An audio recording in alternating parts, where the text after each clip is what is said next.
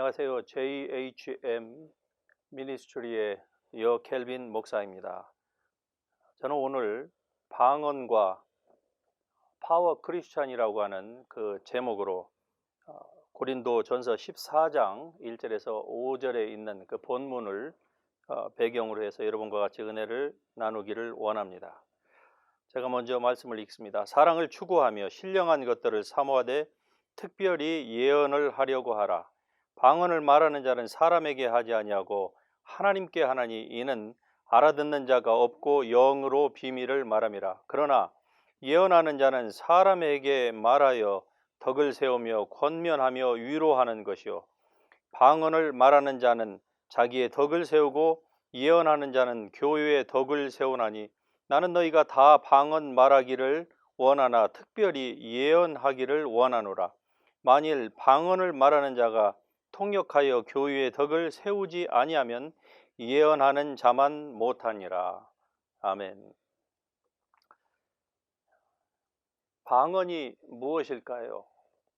바로 방언은 하나님께서 우리에게 주신, 즉 거듭난 신자에게 주신 아주 중요한 영적인 무기이자 또 영이신 하나님과 그 디바인 커뮤니케이션 할 수 있는 아주 중요한 영적인 대화의 도구라고 성경이 말씀하고 있습니다. 그럼에도 불구하고 이 방언은 기독교 역사에서 뿐만이 아니라 또 오늘 우리가 사는 이 현대 교회에서도 많이 도이슈되고 있는 그러한 은사입니다. 성경에 나와 있는 여러 가지의 은사들이 있지요. 그런데 그러한 은사들을 우리의 삶 가운데서 그런 은사들이 나타나기 위해서는 제 사역과 그리고 개인적인 경험에서 보면은 반드시 방언이 필요하다고 저는 강조하고 있는 사람입니다. 만일에 제가 여러분을 일생에 단 한 번 만날 기회가 주어진다고 하면 저는 여러분에게 복음을 제시를 할 것입니다. 그리고 또 한 번, 두 번째 마지막 기회가 주어진다고 하면은 구원받은 거듭난 신자에게 저는 방언을 할 수 있도록 권면해 드리고 싶습니다. 그만큼 방언은 그리스도인의 삶에 있어서 중요하다고 하는 것을 저는 인식하고 있습니다. 저도 이 방언이 이렇게 중요한지에 대해서 사실은 잘 몰랐던 사람입니다. 중학교 2학년 때에 방언을 우연한 기회에 기도원에서 받고 난 이후로 제가 성장했던 교회의 배경은 바로 이런 영적인 은사에 대한 부정적인 견해가 팽배한 나머지 이러한 것들을 교회에서는 전혀 할 수 없는 그러한 환경이었습니다. 그래서 방언을 연중 행사로 한다고나 할까요? 그리고서 시간이 많이 흘렀지요. 제가 미국에 유학을 왔고 이곳에서 또 신학을 하고 목사가 되었습니다. 그럼에도 불구하고 방언에 대한 그 중요성은 전혀 알지를 못했습니다. 간혹 혼자 기도하다가 여전히 그냥 연중 행사 정도로 하게 되는 이것이 제가 알고 있는 방언에 대한 전부였습니다. 그런데 어떠한 정점에 이르자 하나님께서 제가 사실은 젊을 때부터 간혹 하나님 앞에 방언 통역의 은사를 구하였었는데 그 기간이 전부 합쳐보니까 한 20여 년 정도 된 것 같아요. 어느 순간부터 제가 하나님의 성령 체험을 하게 된 그 이후 어느 시점이었는데 제 아내가 방언으로 기도하는 것을 제가 마치 한국말을 듣듯이 그렇게 다 이해하게 된 때가 있었습니다. 그것이 이제 계기가 되어서 그때부터 방언 통변 사역을 시작하면서 방언이 얼마나 중요하고 또 우리의 삶에 있어서 필요한 필수 불가결한 요소인지를 그때부터 깨달았습니다. 그래서 과연 이 방언이 무엇인가 라는 것에 대해서 성경을 집중적으로 연구를 하기 시작했습니다. 사실 이 방언은 다양한 영적인 영역과 그리고 우리가 잘 알지 못하는 눈에 보이지 않은 깊은 신비가 있는 것이 사실일 것입니다. 그런데 대부분의 분들이 이 성령의 은사에 대한 이 무지로 말미암아서 하나님을 아는 데에 굉장히 제약을 받게 됩니다. 하나님은 영이십니다. 영이신 하나님을 우리의 육신적인 오감으로 안다고 하는 것은 불가능합니다.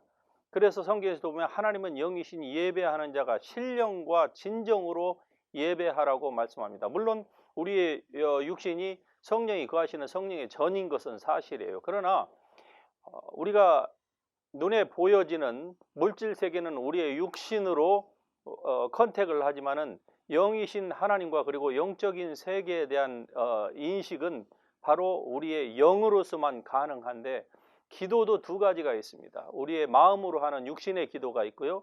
그리고 영의 기도, 즉 성령 안에서 하는 방언의 기도가 있습니다. 성령에서 말하는 성령 안에서 기도하라라고 하는 모든 것은 바로 방언의 기도를 의미하는데, 오늘날 많은 교회에서는 바로 방언의 기도보다는 우리의 마음의 기도가 주를 이룹니다. 물론 하지 않는 것보다는 낫겠죠. 하지만 이 육신으로 하는 우리의 마음의 기도는 훨씬 그 순도가 떨어진다고 우리가 할 수가 있을 것입니다. 왜냐하면은 다분히 육신적이고 그리고 자기 이기주의적인 기도가 나오는 겁니다. 즉 아픈 환자들의 기도의 대부분은 병으로부터 치유를 가장 원하는 것입니다. 또 경제적으로 힘든 분들은 바로 물질적인 성공이 기도의 주요한 내용이 될 것입니다. 그런데 이것이 반드시 하나님의 뜻이냐 하는 문제에 대해서는 우리가 성경적으로 재고를 해봐야만 할 것입니다. 하지만 성경에서 우리에게 강조하고 있는 이 영의 기도, 성령 안에서의 기도는 바로 우리의 영으로 하나님께 비밀을 말하는 것이기 때문에 이 방언의 기도는 우리의 육신의 기도와는 비교가 되지 않을 만큼 그 순도에 있어서 아주 높고 그리고 하나님께서 기뻐하시는 그런 기도예요. 그러니까 내 육신에서 내 머리에서 생각해 가지고 내가 필요한 모든 것들을 하나님 앞에 기도라는 이런 형식으로 올려드리는 이런 것은 다분히 어떤 측면에서 보면 우리가 성령에 막 사로잡혀 갖고 기도하지 않는 이상은 육신적인 자기의 정욕적이고 그리고 육신적인 이러한 기도가 주류를 이룰 수밖에 없는 것입니다. 그런 측면에서 이 방언을 통한 성령 안에서의 기도는 너무나도 중요하다, 우리가 그렇게 말씀을 드릴 수가 있는 것이죠. 그래서 사도 바울은 고린도 교인들에게 나는 너희 모두가 다 방언하기를 원한다라고 얘기하고 있는 것입니다. 물론 방언과 예언이 같이 나오죠. 이제 방언 시리즈를 제가 다 마친 후에는 예언에 대해서도 여러분과 같이 은혜를 나눌 계획입니다만, 어쨌든 오늘은 여러분에게 지금 오늘과 다음 주 그리고 몇 번에 걸쳐서 이 방언에 대해서 제가 집중적으로 한번 말씀을 드려 보겠습니다. 여러분, 그리스도인이 어떻게 하면은 파워 크리스천, 그러니까 능력 있는 성도로서의 그런 삶을 살 것인가? 사실 이런 이 욕심은 우리 모든 그리스도인, 거듭난 그리스도인들은 다 가지고 있을 것입니다. 유대인들은 표적을 구하고 헬라인들은 지혜를 구한다고 합니다. 그렇습니다. 당시 예수님께서 사역하셨던 그 현장에서 유대인들은 예수님에게 표적을 보여달라고 했어요. 물론 표적이 나타나는 것이 전부는 아닐 것입니다. 그리스도인의 모든 삶에서 표적이 나타난다고 해서 사람들이 뭐 다 변화되고 표적으로 인해서 모든 것들이 문제가 다 해결되고 그런 것은 아닐 것이에요. 하지만 표적이 없는 것보다는 있는 것이 훨씬 더 사람들의 이목을 끌고 그리고 무엇보다도 복음을 증거하는 데 있어서 효과적이라고 하는 것은 제가 구태 여러분에게 말씀을 드리지 않는다 할지라도 이미 다 증명된 바입니다. 그러니까 우리가 전하는 복음이 말과 혀로서만 증거한다고 하면은 모든 종교에서도 다 말과 혀로 증거하는 거예요. 하지만 우리가 주 예수 그리스도의 이 복음을 증거할 때에 표적이 나타난다, 또 능력이 나타난다 하는 것은 주님께서 지금 이 자리에 함께 계신다.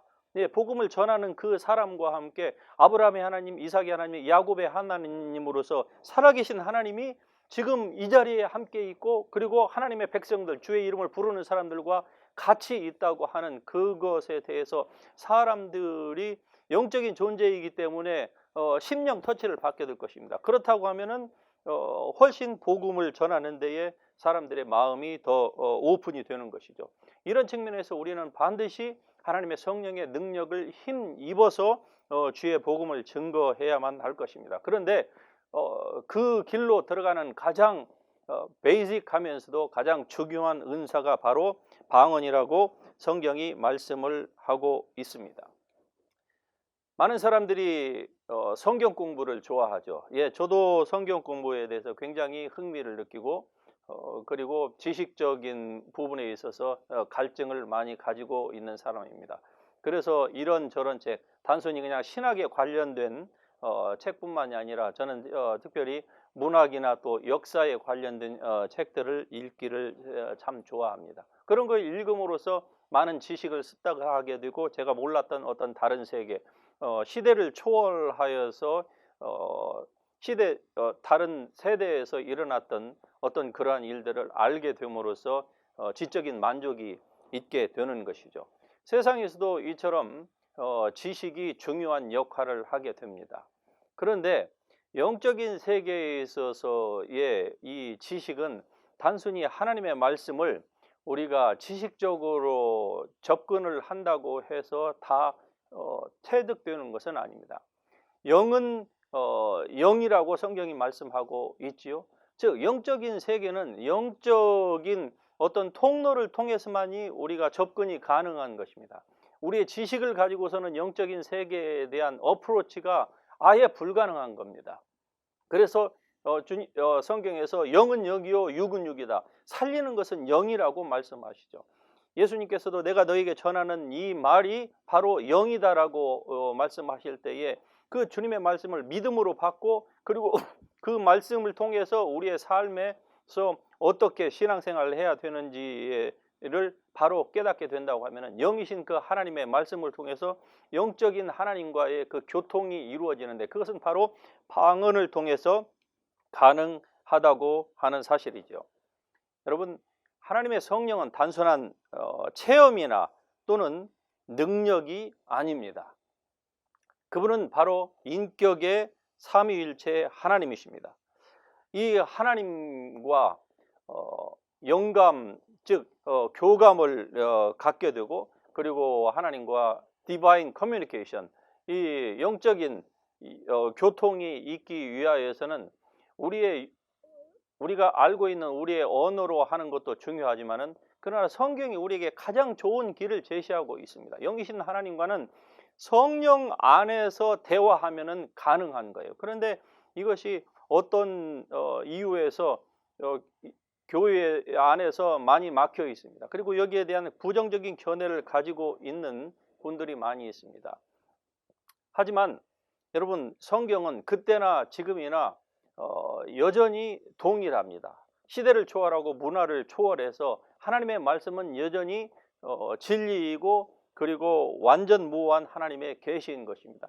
이 말씀에서 오늘 우리에게 증거하는 바가 바로 이 방언에 대한 그 중요성을 지금 강조하고 있는 거 아닙니까?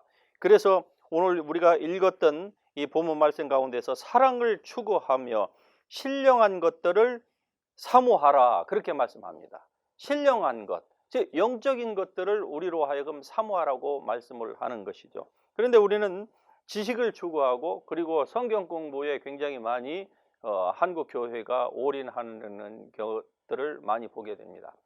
여러분, 진짜 진리의 말씀, 지식을 안다고 하는 그 의미는 하나님과의 관계성을 의미한다고 하는 것을 여러분이 꼭 아셔야만 합니다. 그러니까 살아계신 하나님, 지금 우리와 함께 이 자리에 성도들과 함께 계신 하나님, 우리 안에 계시고 우리 위에 계시고 그리고 우리 가운데 계신 그 하나님을 안다고 하는 것은 단순히 지식적으로 성경 몇 절을 알고 뭐 성경에 무슨 사건이 어느 책에 있고 하는 그 정도가 아니라 진짜로 진리를 안다고 하면은 그것은 바로 하나님과의 관계성을 의미하는 것이고, 하나님과의 진정한 관계가 이루어졌다고 하면은 반드시 그가 사역자이든 아니면 평신도이건 간에 그가 전하는 그 복음의 하나님의 말씀 가운데서 능력이 나타나게 되어 있는 것입니다. 그것은 아주 자연스러운 것이에요. 이것은 누구 어떤 사람만의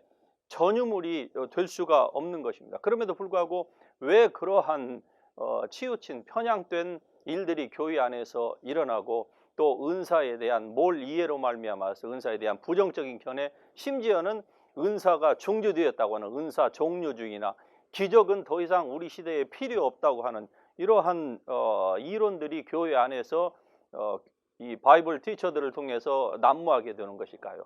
그것은 바로 하나님의 말씀을 제대로 이해하지 못하였고, 그리고 말씀을 연구는 하는데 진짜 이 말씀의 주인 되신 그 하나님, 지금 살아계셔서 우리와 함께 계신 그 하나님과 직접적인 관계를 맺지 못하기 때문에 그냥 자기의 머릿속에서 나오는 그 지식으로 하나님을 접근하려고 하다 보니까 이제 마음이 드라이가 되는 것이죠.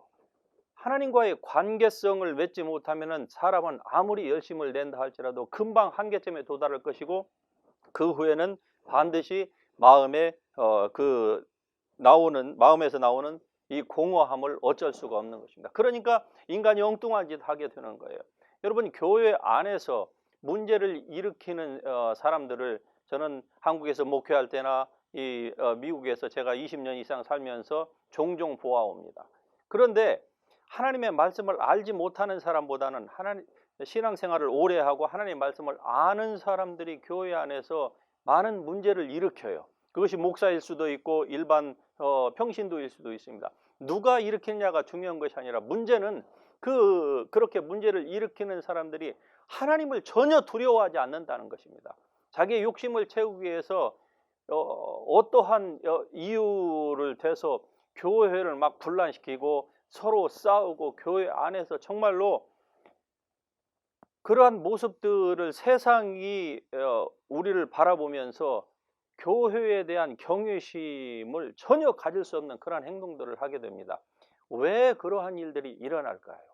그것은 바로 하나님과의 관계성에 있어서 문제가 있는 것입니다. 그런데 왜 그러한 관계성에서 문제가 있느냐? 결국 그들이 하나님이 살아계시고 하나님이 나와 함께 계시다고 하는 것에 대한 그 의식, 그 인식이 점점점 무뎌지는 거예요. 그래서 에베소 4장에 있는 것처럼 저희가 무지함과 하나님에 대한 그 무지함으로 말미암아서 감각이 둔하여져서 결국 미련한 마음이 어두워졌다고 또 로마서 1장에서는 말씀하죠. 그러니까 이제 모든 것들을 자기의 욕심으로, 정욕으로 행하게 되는 것입니다. 나와 맞지 않고 그리고 내 주장에 동조하지 않는 사람은 다 적으로 간주한다랄지. 그래서 교회 안에서 그것을 축출하는 과정에서 문제가 생기고, 그로 말미암아서 교회가 오히려 세상이라고 하는 이 도마 위에 올려져서 아주 굉장히 질타를 받고 또 난도질을 당하는 이런 참 비극적인 일들이 일어나는 것은 바로 그들의 영이 무뎌졌기 때문에 그래요. 그들의 생각 자체가 하나님을 생각하지 못하기 때문에 그런 것입니다. 이런 측면에서 봤을 때에 방언은 정말로 우리가 자칫 무뎌지기 쉬운 우리의 영적인 그 센서티비티, 이러한 그 감각들을 회복시키는 데에, 그래서 늘 하나님을 인식하게 하는 데 있어서 굉장히 중요한 은사라는 것을 여러분이 아셨으면 좋겠습니다. 이사야서 11장에 보면은 여호와의 신, 지혜의 신, 총명의 신이요 또 모략과 재능의 신이라고 말씀합니다. 그런데 이 하나님에 대해서 우리가 어떻게 알 수 있는가 하니, 바로 이 하나님이 우리와 지금 함께 계시다고 하는 그 사실을 우리의 영이 민감해서, 즉 방언을 통해서 우리가 잘 알 수가 있는 것이죠. 사람들이 왜 방언에 대한 그렇게 부정적인 견해가 많은지에 대해서 저는 이러한 사역을 하면서 이제 하나씩 둘씩 깨닫게 되었습니다. 그것은 성경에 있는 말씀 그대로 이해하지 못하기 때문에 그래요. 방언을 우리의 이성으로, 논리로 이해할 수가 없으니까 마음에, 말하자면은 만족이 없는 것이죠. 마음에 열매가 없다. 그 말은 마음에 만족함이 없으니까 이 방언에 대한 무용론을 주장하게 되는 것이고, 결국은 그 방언의 근원이 어디냐? 하나님이 아니고 어둠으로부터 나왔다. 심지어는 귀신 들렸다. 이렇게 혹평하고 하는 사람들이 나오게 되는 것이죠. 2절 말씀에 방언을 말하는 자는 사람에게 하지 아니하고 분명히 말씀합니다. 하나님께 한다라고 말씀하시죠. 그래서 방언은 우리가 알아듣지 못한다고 할지라도 이것은 하나님께 하는 것이기 때문에 내가 알아듣지 못하니까 이 방언이 필요 없다라고 우리가 그렇게 무지한 말로 방언을 거부해서는 안 된다는 것이죠. 하나님께 하나니 이는 알아듣는 자 같고 그 영으로, 자기의 영으로 하나님께 비밀을 말함이니라. 여러분, 하나님이 알아들으시면 되는 거 아니겠습니까? 우리의 영으로 비밀을, 그 비밀이 무엇인지에 대해서 우리가 잘 또 모른다고 하는 측면이 있죠. 하지만 하나님이 알아들으시면 되는 거예요. 우리가 이해하는 언어로 기도한다고 할지라도 어떤 때는 내가 무슨 기도를 하는지도 모를 때가 많습니다. 예를 들면 많은 사람들이 기도하다가 졸지요. 육체가 피곤해서 비몽사몽간에 기도하게 돼요. 그러면은 기도를 실컷 하기는 했는데 무슨 기도했는지 자기 자신도 모르면서 그냥 지나갈 때가 얼마나 많이 있습니까? 그래도 우리의 중심을 하나님이 알아주신다고 하는 그런 측면에서 우리의 마음에 만족이 있는 것이 아닙니까? 내가 힘들고 비록 가끔 졸았지만 그래도 내가 이렇게 기도함으로써 심령의 만족이 있는 거예요. 자, 이러한 우리의 마음으로 하는 기도나 영으로 하는 기도나 마찬가지예요. 마음에 비록 만족이 없다 할지라도 하나님께서 알아들으시면 되는 거 아닙니까? 그것도 내 생각으로, 내 의지로, 나의 필요에 의한 그 기도를 하는 것보다도 내 영으로, 즉 우리의 영 안에는 하나님의 성령께서 거하시는 성령의 좌소가 있기 때문에 우리의 영 안에서 성령이 우리의 영에게 우리가 하나님의 자녀이고, 그리고 하나님의 선하시고 온전하시고 그 기뻐하신 그 뜻이 이루어지도록 성령께서 우리에게 메시지를 주시는데, 그것을 우리의 육신의 오감으로는 받을 수가 없는 것입니다. 오직 영은 영으로서 분별을 할 수가 있는 것이고 또 인지를 할 수가 있기 때문에 우리의 영이 성령께서 주시는 그 하나님의 뜻, 나를 향하시고 교회를 향하시고 이 세대를 향하신 그 하나님의 뜻을 알려주실 때에 우리가 그것을 하나님 앞에 비밀로 말씀을 드리면, 왜 비밀이라고 했을까? 거기에는 복음에 관련된 놀라운 그 메시지들, 심지어는 우리 개인에 대한 예언적인 미래의 일들까지 포함이 되어 있고 또 내 지성으로 알 수가 없기 때문에 비밀이라고 성경이 표현을 하고 있는 것입니다. 이것들을 하나님 앞에 말씀을 드릴 때에 하나님께서 그 기도를 기뻐하시면은 그만이 아닙니까? 기도가 꼭 내 마음에 만족이 있어야만 됩니까? 그것은 모든 종교가 다 추구하는 바입니다. 그런데 왜 기독교가 모든 다른 종교인들이 행하는 그 길과 똑같은 스텝을 밟아야만 합니까? 그렇다고 하면은 다른 종교와의 차별성이 없는 거예요. 여러분, 모든 종교는 자기가 신을 만들어서 자기의 육신의 만족을 위해서, 심미적인 그 만족과 안위감을 위해서 하지만은, 그러나 기독교는 그런 것이 아닙니다. 살아계신 하나님, 지금 여기 함께 계신 하나님, 어제나 오늘이나 영원토록 동일하신 그 하나님이 내 안에 함께 계시는 거예요. 거듭난 그리스도의 신자들 안에서 영으로 비밀을, 즉 하나님의 뜻을 추구할 수 있도록 하는 것이 바로 하나님의 이 우리를 향하신 그분의 거룩한 뜻일진데, 방언을 우리가 반대해야 될 이유가 없는 것입니다. 그러므로 이해하지 못한다고 해서 방언에 대해서 여러분 소홀히 하셨다고 하면은 이 부분은 이렇게 여러분이 해소하실 수 있기를 바라고, 또 마음의 열매가 없는 이 부분에 대해서 여러분에게 말씀을 드리건대, 마음에 열매가 없다고 하면은 이제 이 방언을 여러분께서 그냥 방언 기도만 계속적으로 할 것이 아니라 마음의 열매, 즉 만족을 위해서 이제 방언을 이미 하신 분들은 방언 기도를 반절을 하고, 그리고 여러분의 마음속에서, 즉 기도의 제목을 가지고 또 계속적으로 기도를 하신다고 하면은 마음의 열매도 있고, 그리고 성령 안에서 기도도 할 수 있게 될 것입니다. 그렇다고 하면은 이 하나님께서 우리에게 주신 이 방언이 얼마나 여러분의 신앙생활, 특별히 이 파워 크리스찬이 되게 하는 데 있어서 중요한지에 대해서 여러분이 분명히 알게 되실 것입니다. 그래서 제가 이제 다음 주에는 이 방언과 그리고 파워 크리스찬의 삶에 대해서 오늘 말씀에 이어서 드리겠는데, 한 주간 동안 여러분 이 말씀을 잘 본문을 묵상하시면서, 그리고 이미 방언을 하신 분들은 이 방언의 중요성에 대해서 다시 한번 재구를 해보시길 바라고, 또 방언을 사모하는데 하지 못하신 분들은 방언을 정말로 성령 안에서 여러분이 사모할 수 있는 그러한 복된 한 주가 될 수 있기를 주 예수 그리스도의 이름으로 축복합니다. 아멘.